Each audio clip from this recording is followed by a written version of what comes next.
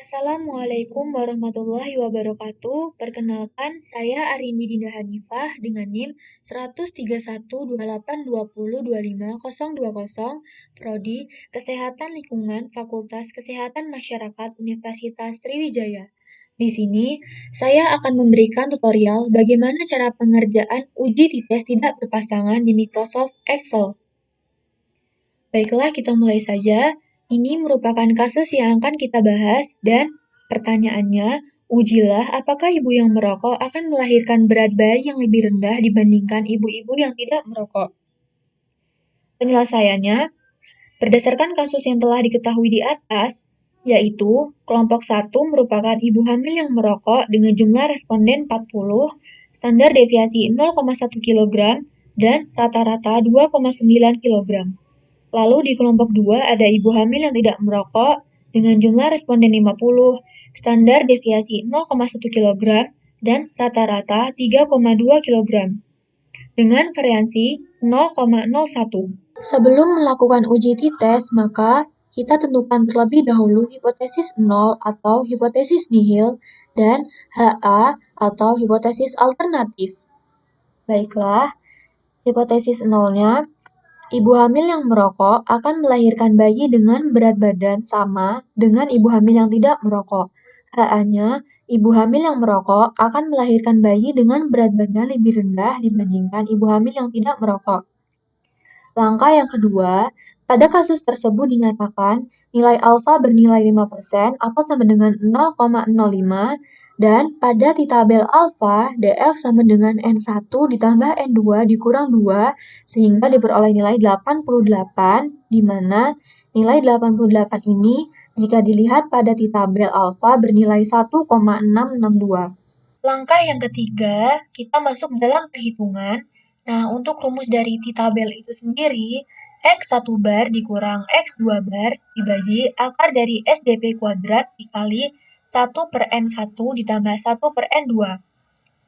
Rumus dari SDP kuadrat yaitu N1 dikurang 1 dikali S1 kuadrat ditambah N2 dikurang 1 dikali S2 kuadrat dibagi N1 ditambah N2 dikurang 2. Untuk mencari nilai SDP kuadrat ini, kita harus mencari satu per satu.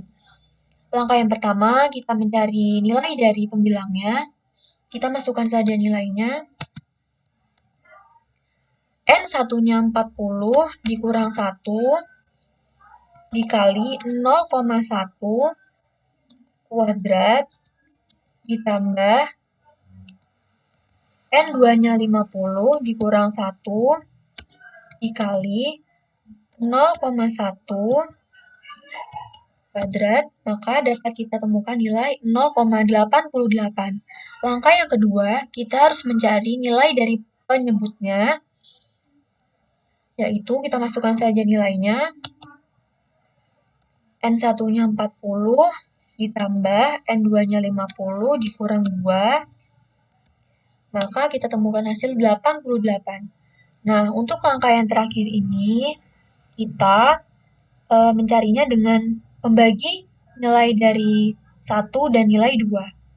Kita masukkan saja nilainya, dibagi, maka kita temukan hasil 0,01. Nah, jadi nilai SDP kuadrat ini 0,01. Selanjutnya, kita dapat mencari nilai dari tabel atau TITES dengan rumus X1 bar dikurang X2 bar dibagi akar dari SDP kuadrat dikali 1 per N1 ditambah 1 per N2. Sama halnya mencari SDP kuadrat, kita harus mencari 1 per 1.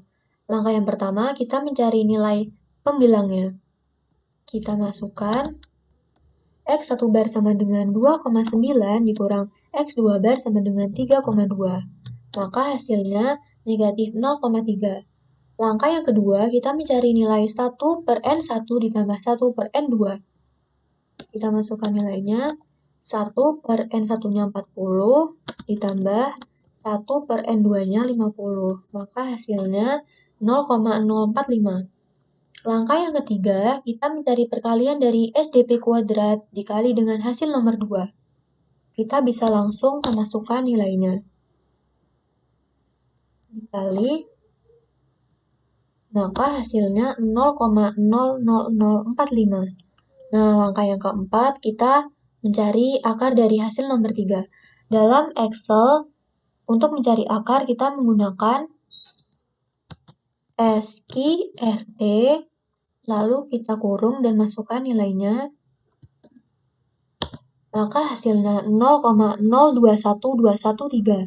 Nah, langkah yang terakhir, kita mencari nilai dari pembagian nomor 1 dan pembagian nomor 4. Kita masukkan nilainya, nomor 1 dibagi nomor 4 sama dengan min 14,1421.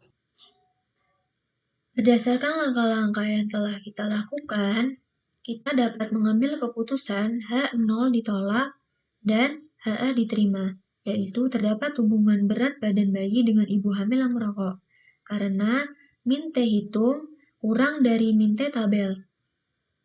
Lalu kita dapat menarik kesimpulan, ibu hamil yang merokok akan melahirkan bayi dengan berat badan lebih rendah dibandingkan berat badan bayi dari ibu yang tidak merokok. Sekian video tutorial dari saya.